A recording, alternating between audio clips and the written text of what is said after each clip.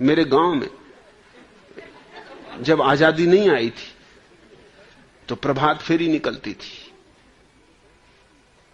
एक कबीरपंथी महंत थे, स्वामी साहबदास। उनका राग भी बेसुरा था,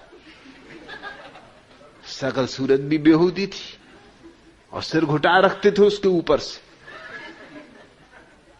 वो प्रभात फेरी निकलवाते रहते, जब देखो तब झंडा लिए, झंडा ऊंचा रहे हमारा, और बड़े नारेबाजी करते।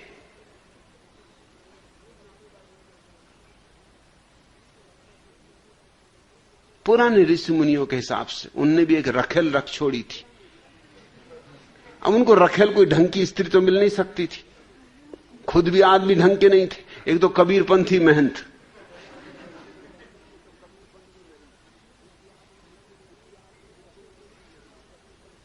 एक कानी स्त्री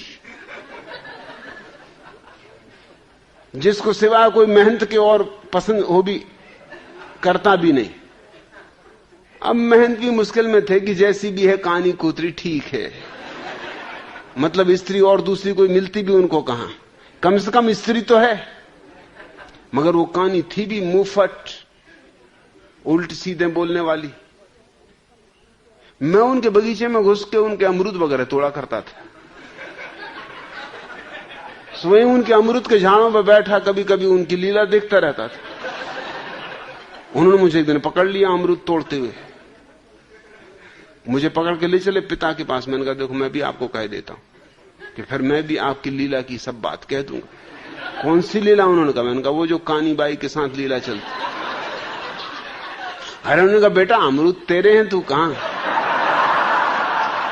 अरे तू तो अपने घर का ही, तेरे पिता से हमारी दोस्ती है, चल चल। तू कहां जाता? मैंने कहा चलना नहीं पिताजी के पास। अरे छोड़ बात जाने दे, तुझे जब आना हो आ गए। और कोई ऐसे चोरी से दीवार चढ़ के और अमरूद पे चढ़ने की जरूरत नहीं, दरवाजे से आ गए, घर तेरा। मगर ये बात किसी से कहना मत। कानी बाई ने भी देखा, कह रहे साहबदास इस छोकरे से डरते। कानी बाई से मेरी दोस्ती भी हो गई। मैंने दिन कानी बाई से पूछा कि ये साहबदास को क्या झंडा लिए फिरते हैं सुबह रोज, झंडा ऊंचा रहे हमारा। अब उसने कहा तुमसे क्या छिपाना, डंडा ऊंचा होता नहीं, सिर्फ झंडा ऊंचा किए फिरते। अरे एक आध बच्चा तो पैदा करके बताएं।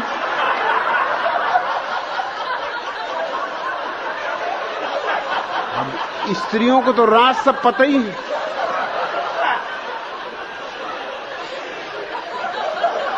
उस दिन से मुझे एक राज और पता चल गया।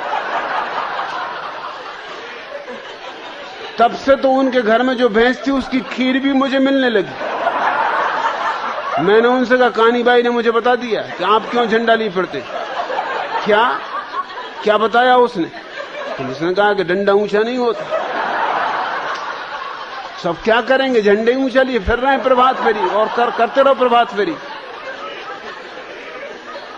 कहा बेटा किसी से कहना मत, तू तो अपने घर का है।